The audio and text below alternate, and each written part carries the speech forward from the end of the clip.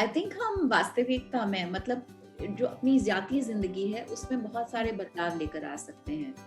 अम, हम energy efficient appliances का उपयोग कर सकते हैं और बिना किसी वजह के, मतलब अगर कुछ बिगड़ गया हो या खराब हो गया हो उसे रिपेयर करें और फिर वापस इस्तेमाल करें, ना कि उसको सिर्फ मतलब फेंक दें और नई चीज़ लेकर आए। उसके अलावा आई थिंक जिस तरह से हम खाते हैं, अगर हमारे जो लाइफस्टाइल चॉइसेस हैं, जो अगर हम मोस्टली प्लांट बेस्ड डाइट, ज़्यादातर वेजिटेरियन खाना खाएंगे, मीट कम खाएंगे, जो हमारे प्रांत में या प्रदेश में उगता हुआ जो सब्जी है, फल है, वही खाएं, ऑर्गेनिक खाएं जितना हो सके उतना।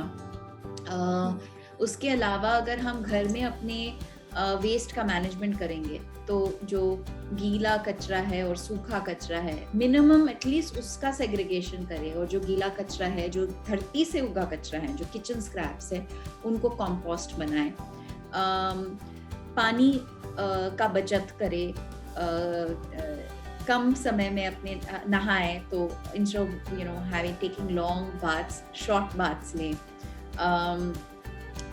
ऐसी छोटी छोटी चीजें करने से हम बहुत बहुत फर्क ला सकते हैं। ऑफ कोर्स अगर हम एक कॉन्शियसनेस इस हर जिंदगी के चॉइस लेकर आए कि क्या हम सामान का उपयोग कर रहे हैं, कौन से साबुन का उपयोग कर रहे हैं, क्या वो नेचुरल है या उसमें केमिकल्स हैं, ये सवाल अगर हम हर उस वस्तु के बारे में भी करने लगे जो हम घर लेकर आ रहे हैं, we can make a big difference.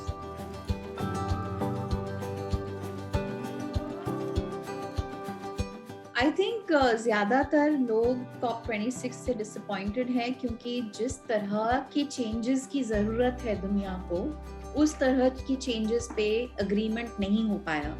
लेकिन it's a start. I think सबसे अहम बात ये है कि जो IPCC के फाइंडिंग्स हैं उसका एक्नॉलेजमेंट हमें ग्लासगो क्लाइमेट पैक्ट में नजर आता है।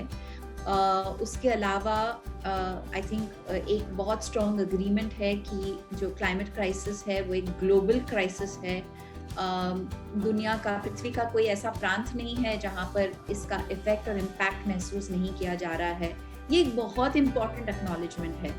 और जो पेरिस का रूल बुक है उसका भी इम्प्लीमेंटेशन, उसका भी एक एक्सेप्टेंस, पिछले 6 साल से 200 जो देश है वो अग्री ही नहीं कर पा रहे थे उस रूल बुक पर। फाइनली जाकर उस रूल बुक पर एक समझौता मिला है।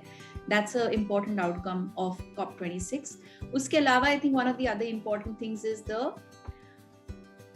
commitment to contribute to developing nations for the adaptation and transformation and mitigation of climate action.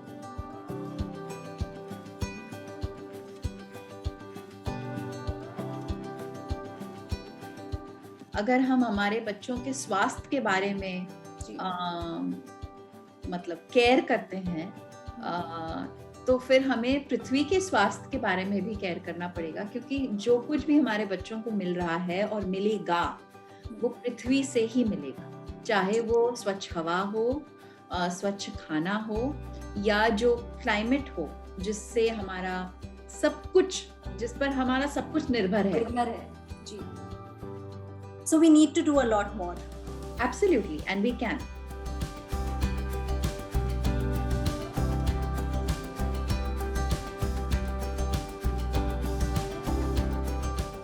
अगर कोई गवर्नमेंट या किसी भी पॉलिटिकल पार्टी के एजेंडा में क्लाइमेट एक्शन ना हो तो प्लीज उनको अपना मतदान ना दें। Climate action has to be a part of every single political party's agenda.